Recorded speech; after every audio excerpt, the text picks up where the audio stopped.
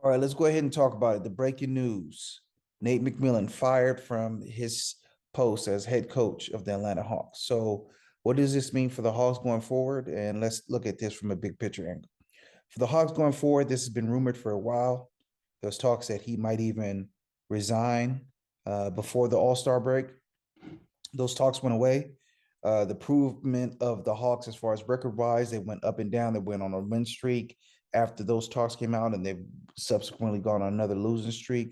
So they have a new man in charge there in Landry Fields. This has been an organization that was put together by Travis Slank, and he came from the Warriors.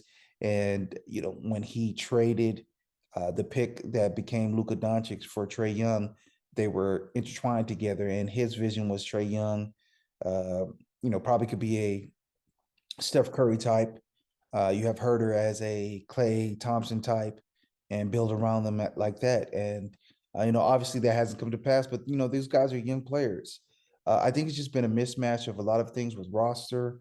They traded Kevin Herter in a cost cut move. There's been talks of trading John Collins for 3 seasons now, and it never happens. I just think those type of things hanging over your team are just not conducive to winning. A lot of people are going to put this on Trae Young. Hey, he's a coach killer. This is the second coach that he's gotten fired. I wouldn't exactly go there.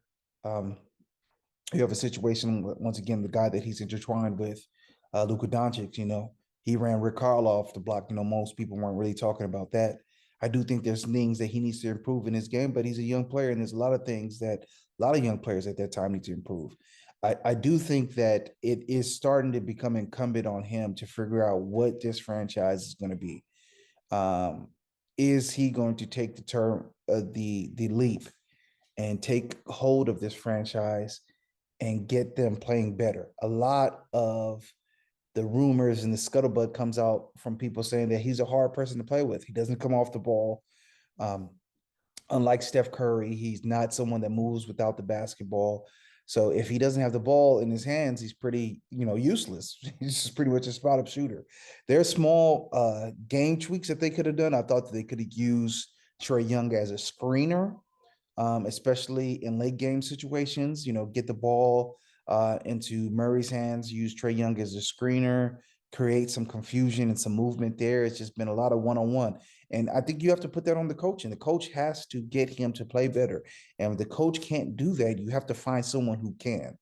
And that is part of the situation why Rick Carlisle got let go. A lot of this talk about him being a coach killer is not put on Luka Doncic. And Rick Carlisle is a far superior coach. This is someone that his own peers were voting as, a top three coach and sometimes the best coach in the league, the fellow coaches. So I just think that he does need to expand his game. He does need to improve on his game. He's the franchise player. He's got the max contract, so he's going to be the focal point, the lightning point. The rumors were that him and Nate McMillan didn't get along at points. So, a lot of this is going to fall on his shoulders, whether it's fair and unfair. But I do think it's valid to ask: is this guy the guy that can lead the franchise going forward? I wouldn't be surprised, honestly, if they traded Trae Young. Once again, they have a new GM there in Landry Fields, who did not draft Trae Young, who is not partial to Trae Young. DeJounte Murray is owed big time money this offseason as far as an extension. And, maybe just the fit of this team has probably gone as far as it can. Again, if you look at their careers, the actual production in their careers, both of them have been to conference finals. I actually think the Hawks actually had a better opportunity to win their series versus the Bucks than the Mavericks had to win their series versus the Warriors. So you can't really, if you look at it just as objectively, who has been more successful. I don't think that you can say that Trae Young has been less successful than Luka, but there is this concern from teammates, not just star level players, but role players about Trae Young and his inability to adapt with teammates.